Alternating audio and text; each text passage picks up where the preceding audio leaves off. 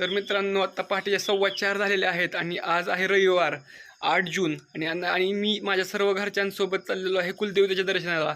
तर आत्ता आम्ही चाललेलो आहे येडूरला. येडूर हे कर्नाटक राज्यामधील एक ठिकाण आहे जिथे वीरभद्र देवाचं देवस्थान आहे.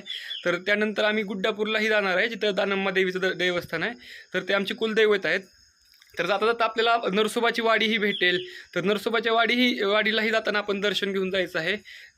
तर टोटल प्रवास आहे 500 ते 600 किलोमीटरचा. तर चला मग आता प्रवासाला निघूया. तर तुम्ही पाहू शकता आता आपली ही छोटीशी क्यूट अल्टो घेऊन आपल्याला निघायचं आहे. आणि माझा भाऊ अजून आतमध्ये आवरतोय, तर तुम्हाला दाखवतो तो कसा आवरतोय.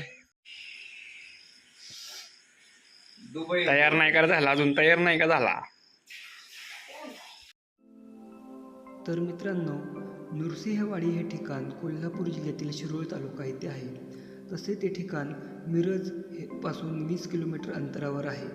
पुणेवरून इथे येण्यासाठी आपण बाय रोड किंवा बाय ट्रेनही येऊ शकतो. बाय रोड यायचं असेल तर आपल्याला पुणेवरून कोल्हापूरकडे जाणारा हायवे पकडावा लागतो व तिथून आपल्याला किन्ही गावच्या पुढे एक नरसोबाच्या वाडीकडे नेणारा फाटा फुटेल.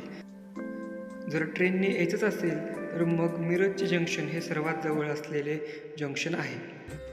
नृसिंहवाडी हे ठिकाण कृष्णा व पंचगंगा या 2 नद्यांच्या संगमावर वसलेले ठिकाण आहे. इथे श्री दत्तगुरूंचे दुसरे अवतार श्री नृसिंह सरस्वती यांचे 12 वर्षे अस्तित्व होते. आम्ही श्री दत्तप्रभूंसाठी प्रसाद घेऊन पुढे दर्शनास निघालो.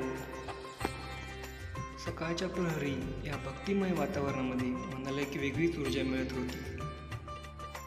या ठिकाणी श्री दत्तप्रभूंनी तब्बल 12 वर्षे तपश्चर्या केली व त्यानंतर त्यांनी गाणगापूरस प्रस्थान केले.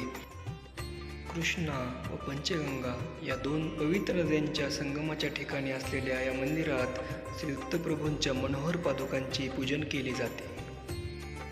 नदी तीरामुळे या परिसराला लाभलेली समृद्धता व वातावरणात भरून राहिलेला भक्तिभाव पाहून मन अगदी मंत्रमुग्ध होते. या पवित्र ठिकाणी अनेक थोर संतांनी वास्तव्य केले आहेत. वासुदेवानंद सरस्वती, मौनी बाबा, दीक्षित स्वामी, श्री रामचंद्र योगी व नारायण स्वामी या अनेक थोर संतांचे मंदिर इथे आपल्याला पाहावयास मिळतात. वाडीतल्या या दत्त मंदिराबद्दल सांगितली जाणारी माहिती आश्चर्यकारक आहे. इथे विजापुरातील आदिलशहाने आपल्या मुलीची दृष्टी परत यावी म्हणून प्रार्थना केली होती. त्याचे फळ मिळाल्यानंतर त्याने मंदिराचे बांधकाम केले व त्यामुळेच या मंदिराला कळस नाहीये. यानंतर आम्ही निघालो पुढच्या ठिकाणी. ते आहे खिद्रापूर. त्याचा लॉग पुढच्या व्हिडिओमध्ये